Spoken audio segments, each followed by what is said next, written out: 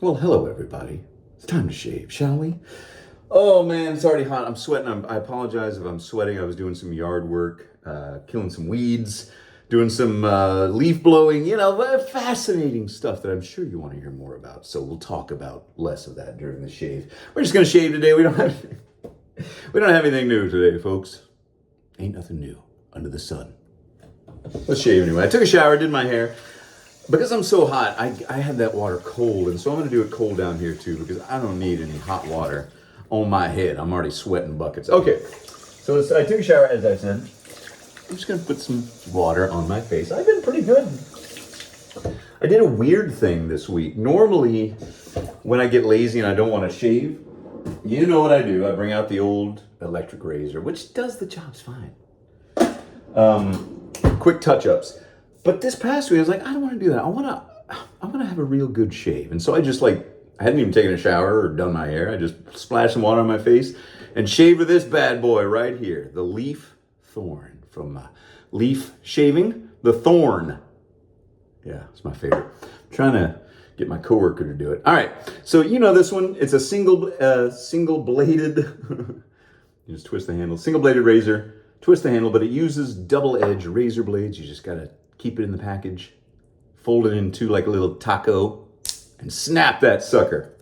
That's all you do. Snap's so satisfying too. It feels just like, you got it, baby. I don't know if they intended to do this early on with these razor blades, but it just so happened to work out that way. Anyway, just take half of one, put the other one up next to the razor. That's my little tip. Then you know where it is. You don't lose it. Magnets. There's magnets. You know, I love my magnets. So yes, I was talking to my coworkers today. One has, is it Henson razor? Henson shaving razors? Anyway, he has been gushing about it because he just bought this safety razor not too long ago. And I think it's Henson, I don't know. It's one of those ones they advertise everywhere. I don't pay attention much. I'm gonna use Barbasol today. And raise your hand if you're sure. And he loves it. Now, he doesn't have much facial hair growth. He's got a goatee, or sort of a goatee. He's got the chin thing. What do you call that? A Van Dyke? Van Dyke Brown and Alizarin Cremsen. At least I'm not the Bill Alexander of shaving. I'd rather be the Bob Ross of shaving. Anyway, he loves it. He got turned on to the safety razor. Got 100 blades for like $20, and it doesn't shave very often.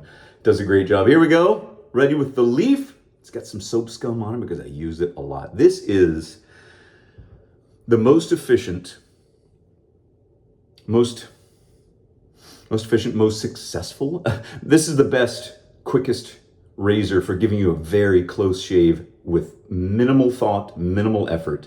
This is a fantastic design. I mean, I love my safety razors, of course. Double-edged safety razors will always be a part, but just for, I mean, this is perfection almost. Perfection, did I say that? Every time I use it, I'm just surprised by how well you can maneuver it. The head is very small and very thin.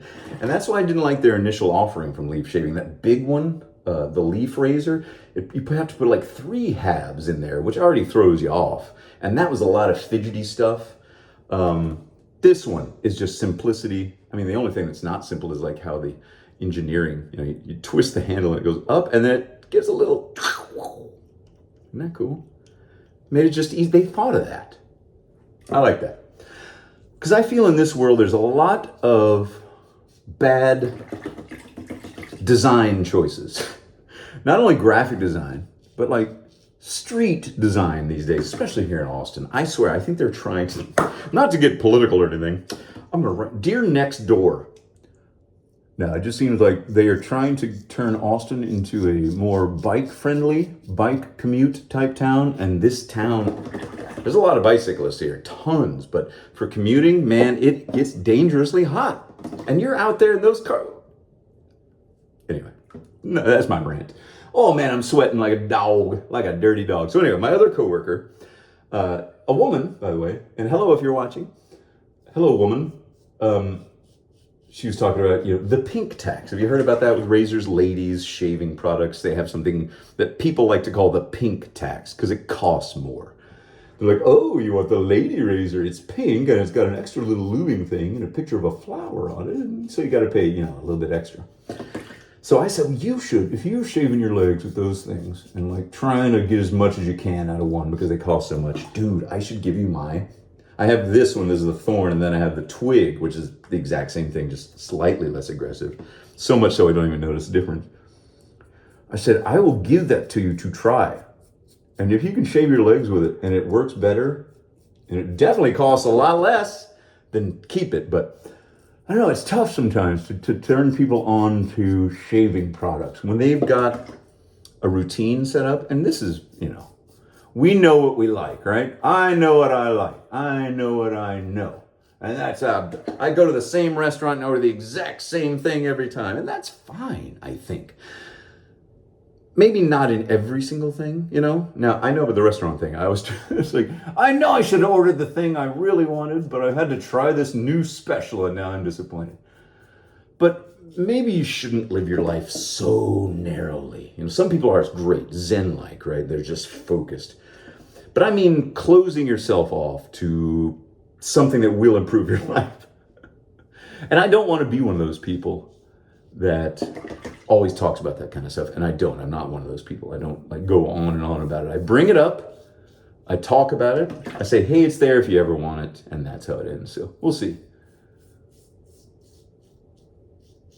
Any hoozles, what's going on with you guys? We got the in-laws in town. My in-laws are in town. My wife's parents are in town because my youngest son he has a little bitty bit part in a children's performance of a Shakespeare play. I think it's Midsummer Night's Dream. I can't remember. Anyway, so the in-laws are in town. They want to see their little grandbaby. They want to see their grandbaby talk pretty on stage and say them words what Shakespeare wrote. Anyway, so that'll be Saturday at a place about an hour and a half east of here called Winedale, Texas. Winedale, Winedale. And it's been famous forever, Shakespeare at Winedale. They put on all these Shakespeare plays. So I guess they've got a little kids thing coming up this weekend, and my son's going to be on stage. And I've done a lot of acting. I don't know, have I ever talked about my stage acting? You guys know about my voice acting. That's kind of common knowledge. I've done a lot of voice, and that's my main job, voice actor.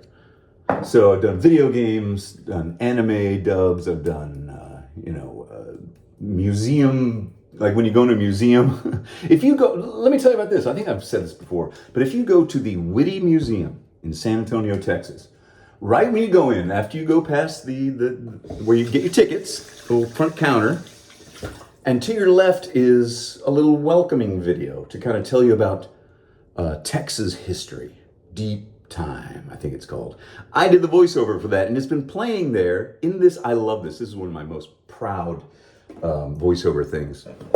I've got a handful of those that I feel really proud about, but the fact that, I'm narrating this short visitors welcome video in this museum in San Antonio where my mom is from, and I have so many fond memories. It's a great museum. It's called the Whitty, Witte. And if you go in there and listen, and most people, this is what I do. I find YouTube videos of people that have visited the Whitty, and I watch their, I fast forward to see if they're anywhere near where the little visitors, entrance is in my video wall. It's a big kind of large video screen in, it's real simple. It's not like a big theater or anything. But most people don't go into there. They go right to the dinosaur bones, which are next to it. So what I'm trying to do is hopefully someone will go in there and catch a glimpse of the video playing, and I can hear if they're still playing it. And the last time I did, they still were, and that was a couple days ago. So I was able to find some poor family. I'm lurking on all these families' Whitty Museum videos. Not really lurking.